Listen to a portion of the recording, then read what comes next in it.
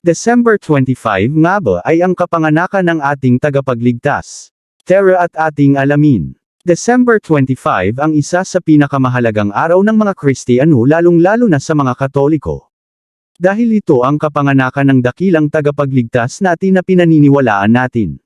Ang December 25 kinikilala ng mga Kristiyano na kapanganakan ng ating tagapagligtas na si Hesus Kristo. Dito ay ipinagdiriwang natin ng buong puso at kaligayahan ang araw na ito, kaya nga kakaibang kaligayahan ang mararamdaman natin tuwing Pasko. Dahil dito natin nadarama ang pakikipagkaisa ng Diyos sa atin. Dahil ito ay isang paalala na ang Diyos ay ipinanganak naging tao at nagligtas sa atin tanda ng kanyang pangako.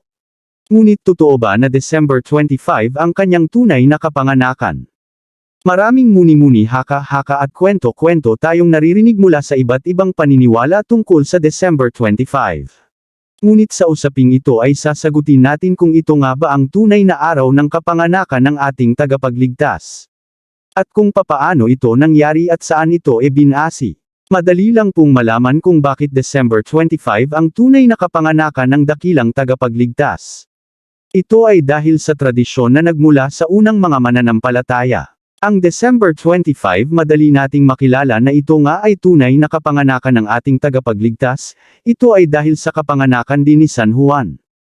Suportado ng Biblia ang tradisyon at mababasa natin ang ilang bahagi na sumusuporta sa tradisyon. Ayon sa Biblia, si San Juan ay mas matanda ng 6 na buwan sa ating Panginoong Hesus. Mababasa natin ito sa Lucas 1:26-31. Nang ika-6 na buwan ng pagbubuntis ni Elizabeth, inutusan ng Diyos ang anghel na si Gabriel na pumunta sa nayon ng Nazareth sa Galilea. Pinapunta siya sa isang birhen na ang pangalan ay Maria.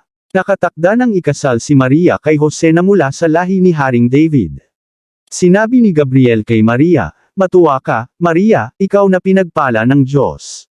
Sumasa iyo ang Panginoon." Nabagabag si Maria sa sinabi ng anghel. Inisip niyang mabuti kung ano ang ibig sabihin noon. Kaya sinabi sa kanya ng anghel, "Huwag kang matakot, Maria, dahil pinagpala ka ng Diyos.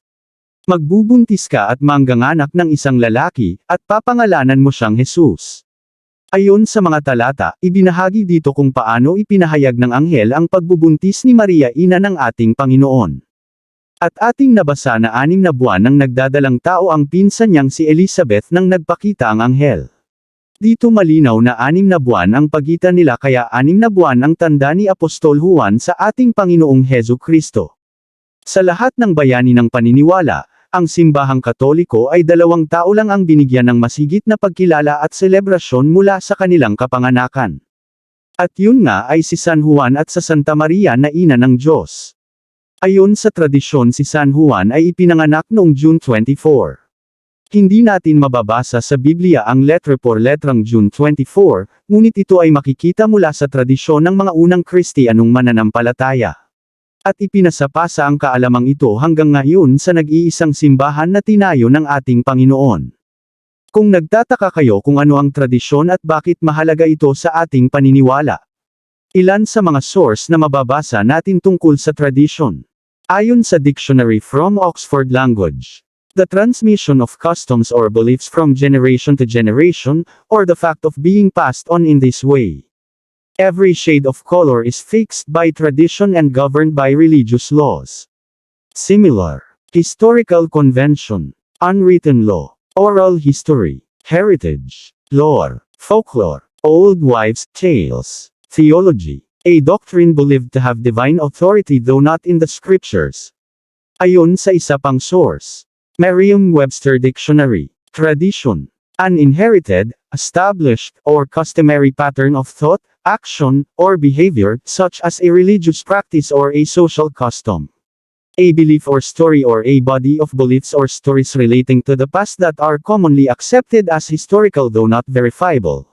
Sa parehong diksyonaryo, mababasa natin na iisang pinapanto lamang ang kanilang sinabi tungkol sa tradisyon, at ito ay isang paniniwala at pamamaraan kung saan ipinapasa-pasa ang isang kasanayan na ginagawa noon pa man. At hanggang ngayon ay binubuhay at ginagawa pa rin ng mga nagdaang henerasyon hanggang sa kasalukuyan. Isa din itong katuroan na binabahagi at hindi kinakalimutan, ginagawa at tinuturo sa bawat henerasyon na dumadaan, at yun nga ang tradisyon na ginagawa ng Katoliko. Hindi man natin mababasa letre por letre sa loob ng Biblia gaya ng sabi na wala sa banal na kasulatan, ngunit nakaukit na ito sa isip at puso ng bawat isa. Dahil sa pinamana nating kaalaman sa susunod na henerasyon at hindi yun nawawala.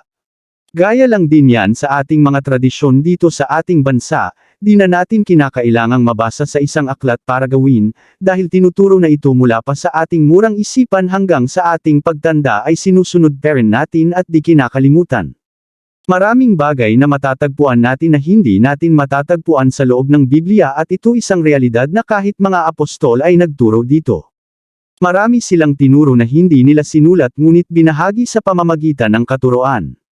Yan ay tinatawag nating practice na tinuro noon pa man kahit di natin mababasa sa loob ng Biblia, na matatagpuan lang talaga natin sa nag-iisang simbahan ng Panginoong Hesus. Dito iilang mga verse ay pinatunayan ng mga apostol ang tradisyon. Una, mula sa sulat ni San Juan.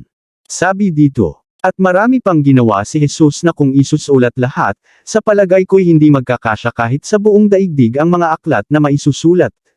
Ang sabi sa sulat ni San Juan, marami pang hindi nasulat na mga bagay na ginawa ng ating Panginoong Hesus, at ito ay isang bagay na nagpapatunay na hindi lang sa sulat ibinabase ang katotohanan. Sa sulat naman ni San Pablo. Ayun dito. Kaya nga, mga kapatid, tumayo kayong matatag at panghawakan ninyong matibay ang mga dating aral na itinuro sa inyo, maging ito man ay sa pamamagitan ng salita o sa pamamagitan ng aming sulat. Ang sabi ni San Pablo, na tinuro mula sa pamamahayag, yun ang tinatawag na tradisyon. At sa pangalawang sabi, ay mula sa sulat, yun ang Biblia. Marami pang mga verse ang nagsasabi tungkol sa tradisyon. Isang bagay na hindi na kinakailangang mabasa pa sa isang kasulatan dahil ito ay tinuro na noon pa man. Kaya ang katotohanan, tungkol sa kapanganakan, ng ating Panginoong Hesus, ay makikita mula sa Biblia at tradisyon. Dito malinaw na maintindihan at masusuportahan mula sa dalawang source, ang kapanganakan ng tagapagligtas. Ayon sa tradisyon at kasaysayan, December 25 ipinanganak ang Panginoong Hesus. At June 24 naman pinanganak si San Juan na 6 months lang ang agwat nila, ayon sa Biblia. Kung June 24 ang kapanganakan ni San Juan, ang isang normal na pagbubuntis ng isang babae, magdadala ng anak ng 9 months.